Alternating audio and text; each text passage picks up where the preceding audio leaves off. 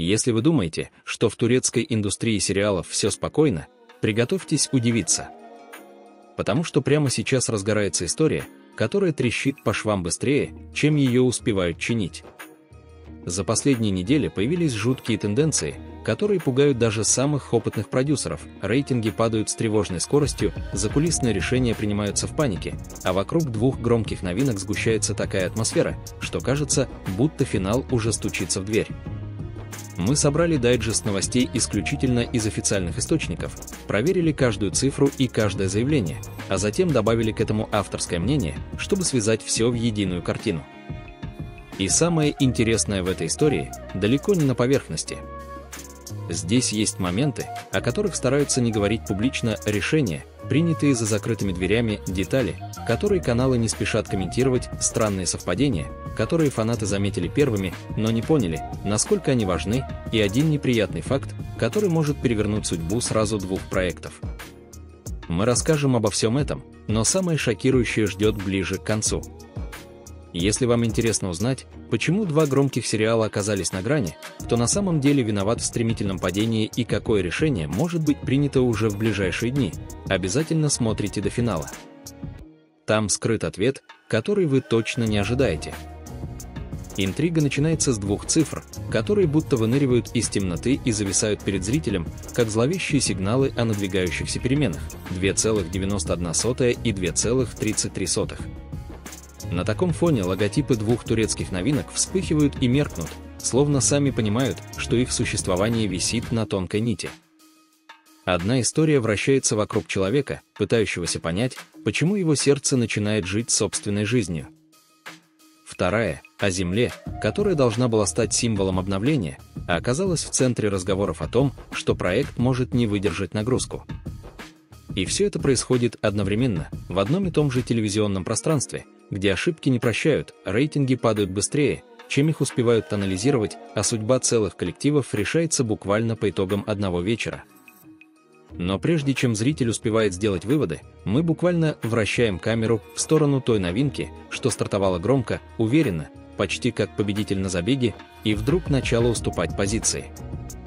Название всплывает мягко, как мечта, которая еще не успела рассыпаться, сердцебиение.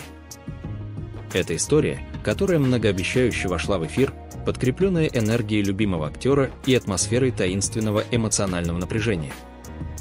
Однако дальше происходило не то, что ожидали. Мы видели, как первые серии уверенно закреплялись в верхних строчках рейтингов, но чем дальше развивалась сюжетная линия, тем явственнее становилось ощущение, что общественное внимание будто отходит в сторону. Цифры начали слегка дрожать, словно стрелка компаса, потерявшая направление. Сначала едва заметно, а затем все ощутимее. К 10-му эпизоду показатели уже не напоминали прежнюю уверенность. Они холодно и объективно указывали на то, что зритель все меньше выбирает этот проект в вечернее время.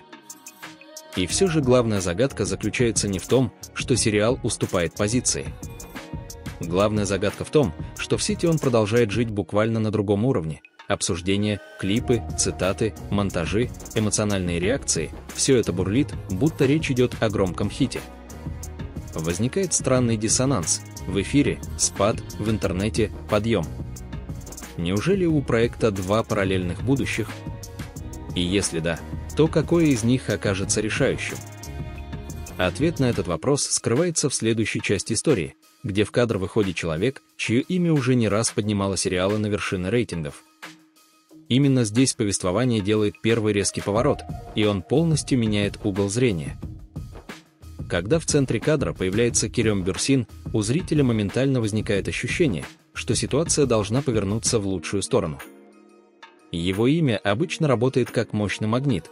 Куда бы он ни пришел, там сразу поднимается шум, вырастают ожидания, словно кто-то включил яркий прожектор.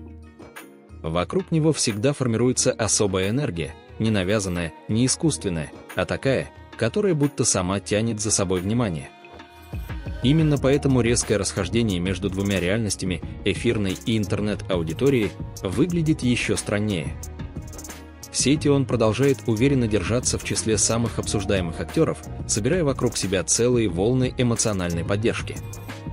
Монтажи, нарезки, фан-трейлеры, разборы сцен – Словно там, в цифровом пространстве, сериал живет своей собственной жизнью, более яркой и насыщенной, чем на телевидении. Но именно в этом и скрывается ключ. Порой даже самая сильная личность не может остановить снижение интереса, если общий тон проекта идет наперекор ожиданиям массовой аудитории. Зритель приходил за одним настроением, получил другое.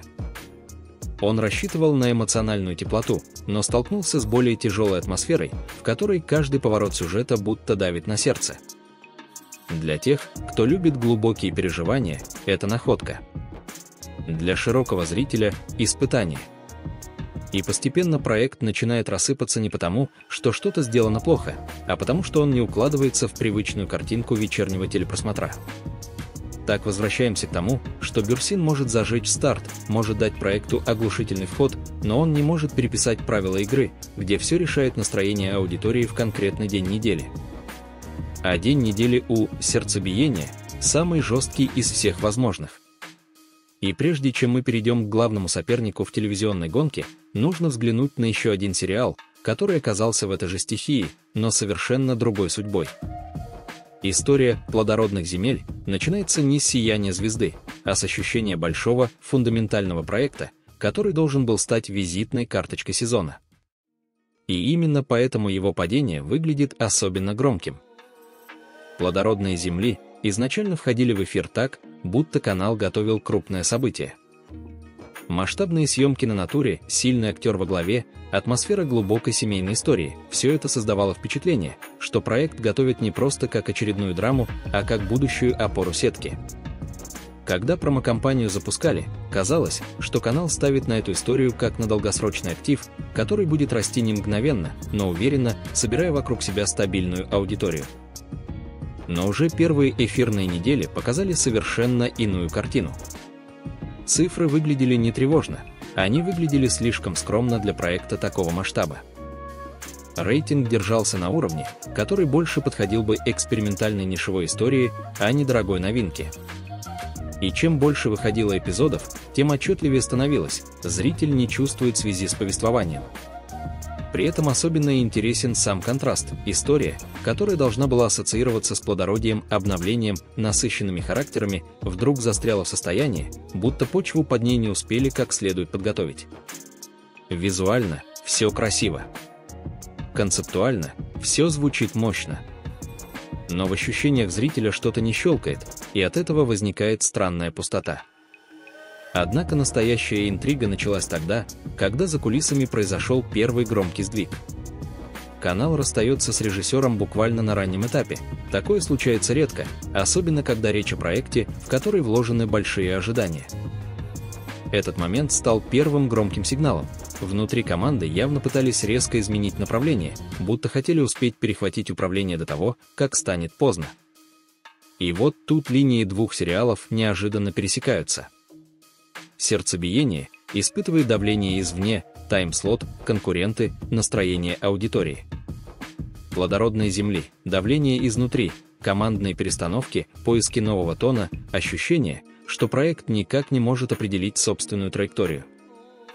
Но прежде чем становится понятно, какое из этих давлений опаснее, нужно взглянуть на одну силу, которая может разрушить даже самый крепкий проект «Конкуренция вечера», в котором оба эти сериала пытаются выжить. Следующий шаг расследования показывает, что воскресенье не просто день недели. Это настоящее поле битвы. Воскресенье в турецком эфире не просто вечер, а настоящий испытательный полигон, где выживают лишь самые устойчивые проекты.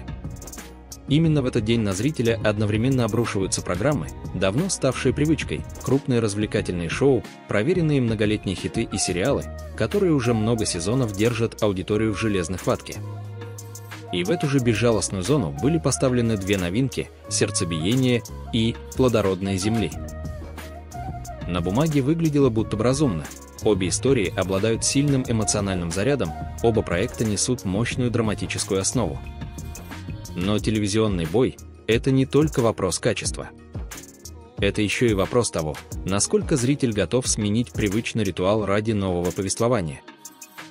Когда напротив выходит тяжелая артиллерия, которая годами удерживала эфир на высоких позициях, любая новинка оказывается в роли молодого бойца, едва вышедшего на арену. И если зритель уже настроился на привычный формат, он не меняет его просто так. Даже если перед ним качественная история. Даже если в главной роли любимый актер. Даже если промо звучит многообещающе. Вечер воскресенья стал для обеих новинок чем-то вроде эмоциональной воронки. Сердцебиение медленно, но неизбежно теряло эфирную устойчивость, не потому, что стало хуже, а потому что рядом шли проекты, к которым зритель возвращается автоматически, почти на уровне привычки. «Плодородные земли» и вовсе оказались в положении, где новый стиль повествования просто не смог пробиться сквозь уже сложившийся ритм вечера. И все это приводит нас к простой, но пугающей закономерности. Даже хороший сериал может раствориться в общем шуме, если выходит в неправильное время. Но в отличие от «Сердцебиения», где хотя бы интернет-аудитория держит историю на плаву, у «Плодородных земель» все становится сложнее. Потому что там вопросы возникают уже не про конкурентов, а про сам фундамент, сюжетные решения, восприятие персонажей и ту самую химию, которая должна была связывать зрителя с экраном.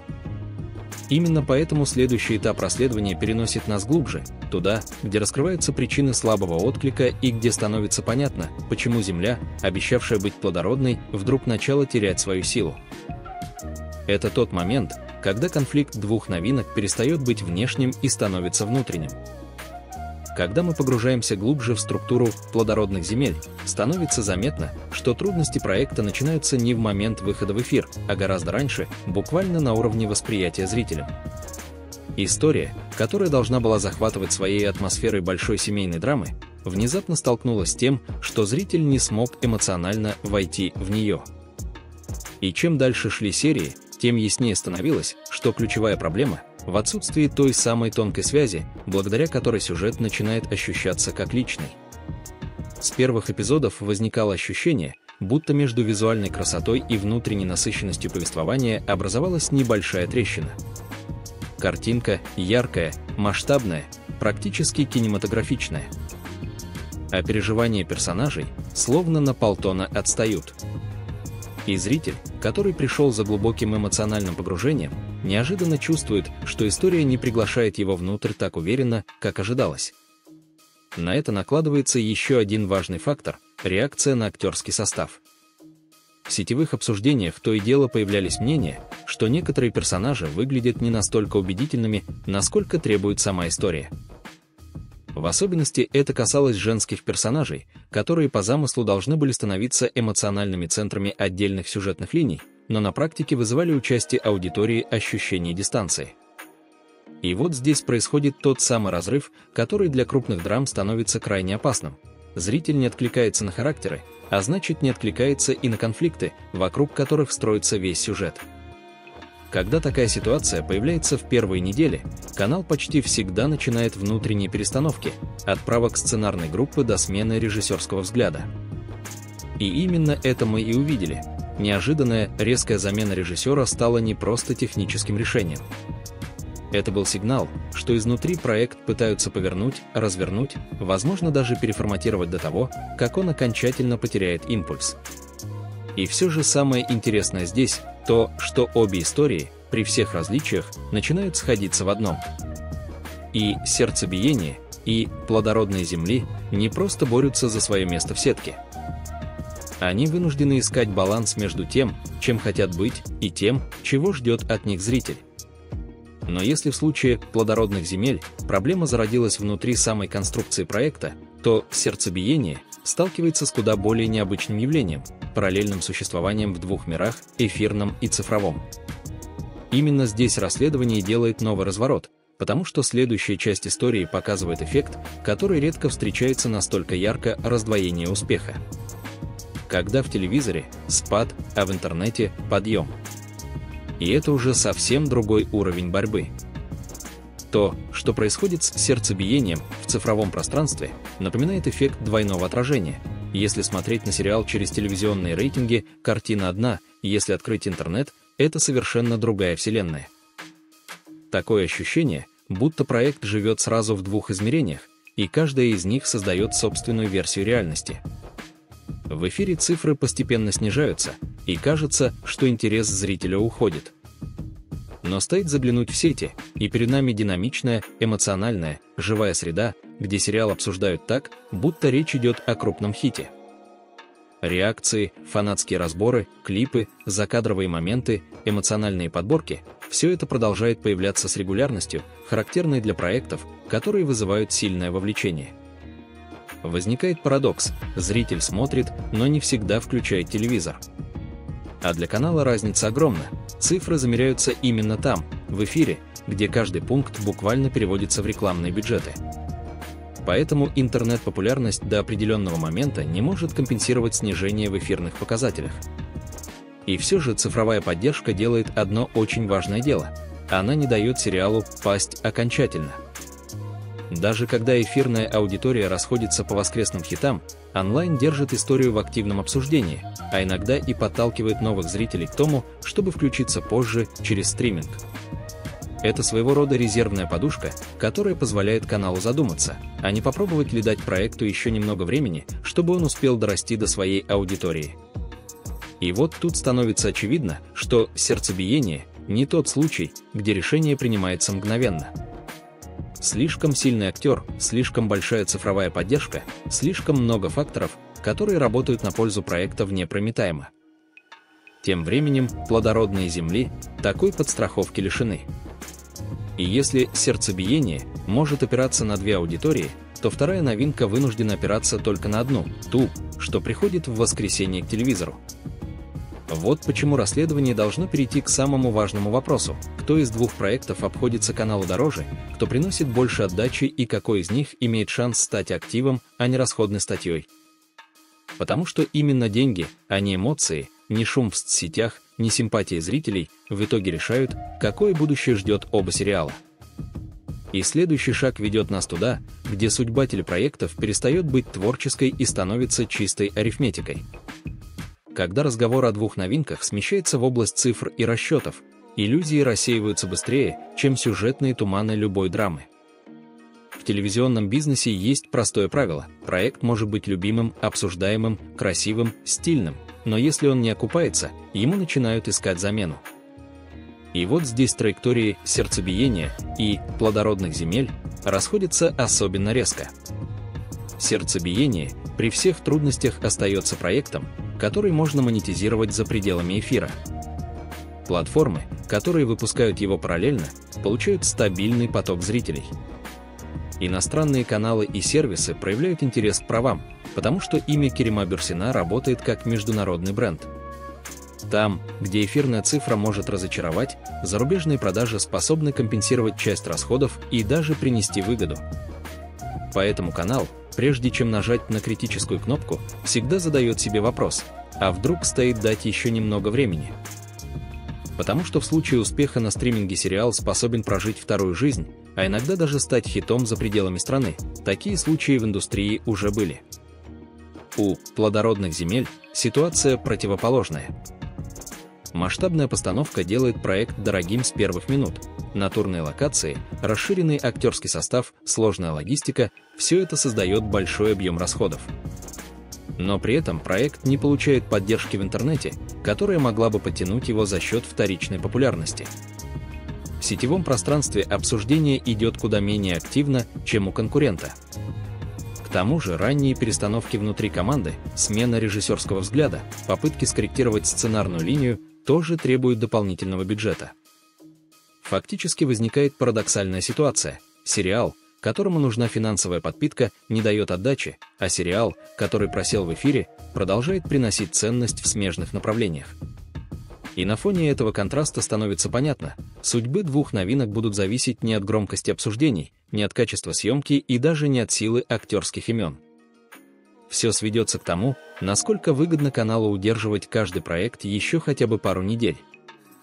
Но прежде чем прийти к финальному выводу, расследование должно открыть еще один слой эмоциональный. Потому что в телевизионных решениях есть момент, который нельзя запихнуть в таблицы и графики. Это ощущение того, насколько проект готов к продолжению, насколько он способен измениться и есть ли у него пространство для роста. Именно здесь начинает проясняться, к какому сериалу канал будет склоняться, когда придет время выбирать. Когда все данные складываются в единую картину, возникает ощущение, будто мы стоим на перекрестке двух историй, каждая из которых пытается удержаться в эфире своими методами. С одной стороны, сердцебиение, которое, несмотря на снижение телевизионных показателей, остается живым организмом в интернет-пространстве. Там у него есть дыхание, импульс, потенциальная вторая волна зрителей, которая может прийти позже. С другой стороны, плодородные земли, чей путь оказался куда более тяжелым, отсутствие заметного онлайн-отклика, дорогая производственная база, ранние внутренние перестановки и слабое сцепление с аудиторией в первые же недели. Если посмотреть на ситуацию глазами канала, становится ясно, решение здесь не про творчество, а про выживание сезона. Каждый проект занимает слот, который может приносить либо стабильный доход, либо потери. И если дать сериалу достаточно сильный толчок, он поднимется. Но если зритель не откликается сразу, если история не оставляет следа, и ее присутствие в эфире начинает работать против сетки. Сердцебиение пока держится за счет того, что у него есть куда расти через стриминг, международные продажи, широкое сетевое обсуждение. Он не выглядит завершенным, он ощущается как история, у которой еще есть пространство для маневра. Канал может решить выждать несколько недель, чтобы дать проекту шанс найти свой ритм, особенно учитывая силу актера, вокруг которого аудитория продолжает формировать эмоциональный интерес. А вот «Плодородные земли» находится в точке, где каждый следующий эпизод – это уже не шанс, а проверка. Если не произойдет резкого перелома, если перестановки внутри команды не изменят восприятие зрителя, сериал рискует стать первым кандидатом на раннее завершение. Такой проект редко получает возможность долгого ожидания. Слишком много ресурсов уходит на его поддержание, слишком мало отдачи приходит взамен. И финальная мысль, к которой приводит расследование, звучит просто: в ближайшее время именно «Плодородные земли» окажутся под более серьезным риском. Не потому, что они слабее по идее, а потому, что они оказались слабее в момент, когда это было критически важно в самом начале. Сердцебиение же, несмотря на снижение рейтингов, оставляет впечатление истории, к которой зритель еще может вернуться. Но если в телевизионной индустрии есть что-то абсолютно неизменное, так это способность решений появляться внезапно. Один вечер, один эпизод, одна неожиданная реакция, и ситуация разворачивается в противоположную сторону. И теперь главный вопрос остается открытым: какой из этих двух проектов зритель сам будет готов поддержать? Потому что иногда судьбу сериала решает не таблица рейтингов, а одно неожиданное движение аудитории, которое переворачивает прогнозы. Когда разговор о двух новинках выходит на уровень реальных затрат и потенциальной выгоды, становится ясно, почему каналы иногда терпят одни проекты и так быстро расстаются с другими.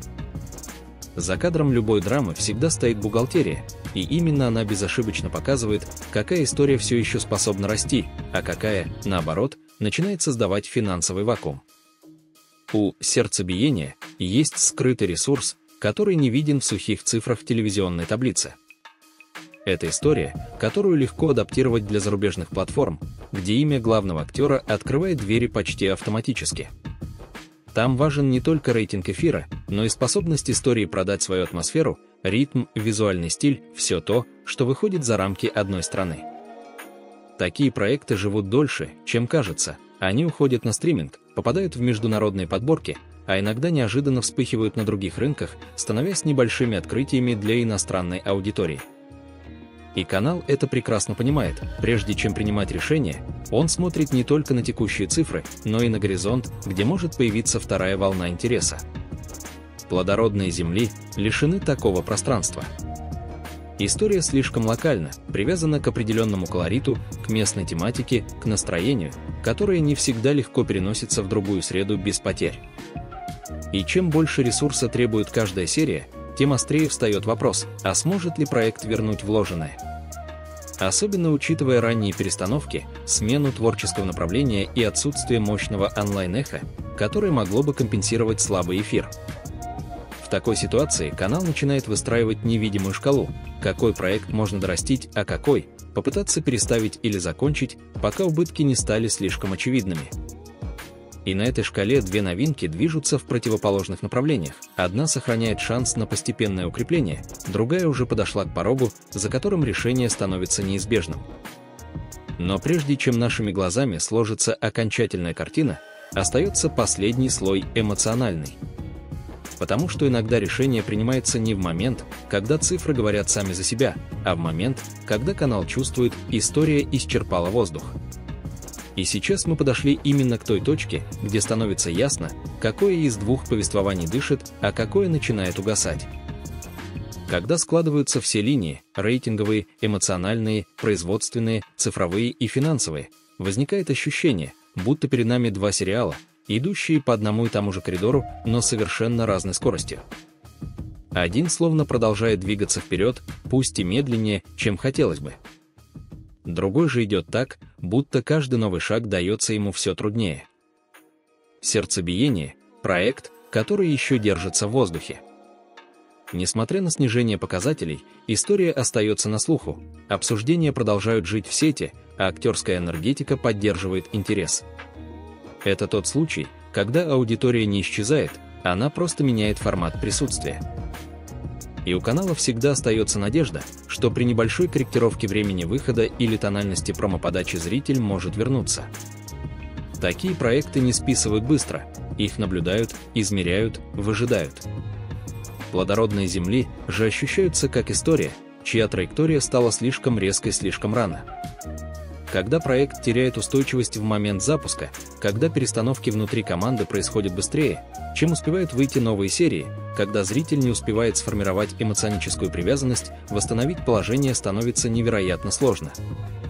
И чем дольше канал наблюдает за этим падением, тем скорее возникает необходимость принять решение, которое он обычно откладывает до последнего. И все же то, что делает ситуацию по-настоящему интригующей, это ее непредсказуемость. Турецкий эфир известен тем, что иногда один эпизод способен перевернуть все, что казалось предрешенным. Один удачный сюжетный поворот, одна эмоциональная сцена, одно неожиданное промо, и траектория проекта меняется так, будто вся предыдущая динамика была лишь затянувшимся разбегом. И сейчас оба сериала находятся в той редкой точке, где будущее еще не закреплено. Одному достаточно одного сильного эпизода, чтобы вернуть интерес. Другому – одного смелого решения за кадром, чтобы повернуть историю в более уверенном направлении. И пока зритель наблюдает за этим противостоянием, два проекта продолжают идти рядом, будто проверяя друг друга на прочность. Один – за счет внутренней энергии, другой – за счет надежды на перезапуск. Но в любом случае в ближайшие недели станет ясно, какой путь выберет канал – путь ожидания или путь завершения. Именно поэтому сейчас каждое движение, каждое обсуждение, каждая цифра рейтинга может стать тем самым импульсом, который определит судьбу обеих историй. Спасибо, что были с нами и досмотрели эту историю до конца. Если вам понравилось наше расследование, обязательно поддержите канал «Любовь и мечты», поставьте лайк, подпишитесь и напишите в комментариях, что вы думаете о судьбе этих двух сериалов. Ваши реакции помогают нам делать новые разборы, а ваша активность – главный сигнал, что продолжение нужно. До встречи в следующем видео.